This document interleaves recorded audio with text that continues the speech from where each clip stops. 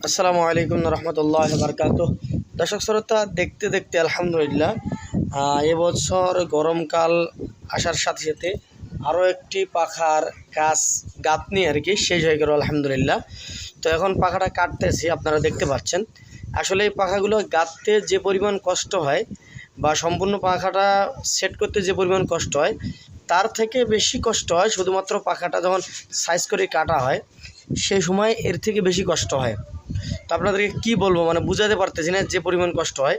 একটু যদি কম বেশি হয়ে যায় তাহলে সুতোগুলো কাটা যাবে, আর সুতোগুলো একটা সুতা যদি কাটা যায় তাহলে সম্পূর্ণ পাখাটা এক এক করে খুলে যাবে। কারণ একটা সুতা থেকে আরেকটা সুতা টানা দেওয়া আছে, আরেকটা সুতা থেকে আরেকটা সুতা কিন্তু টানা দেওয়া আছে। এই জন্য খুব সতর্কতার সাথে এই পাখাটা কাজ করতে হয়।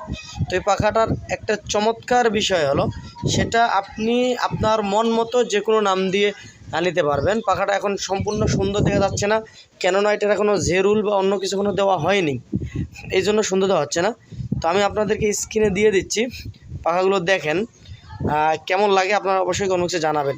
আর এই পাখাগুলোর বিশেষ সুবিধা হলো আপনি যেভাবে ইচ্ছা ভাঁজ করতে পারেন এবং ছোটো করে পাখাটা রাখতে পারেন অল্প একটু জায়গার মধ্যে।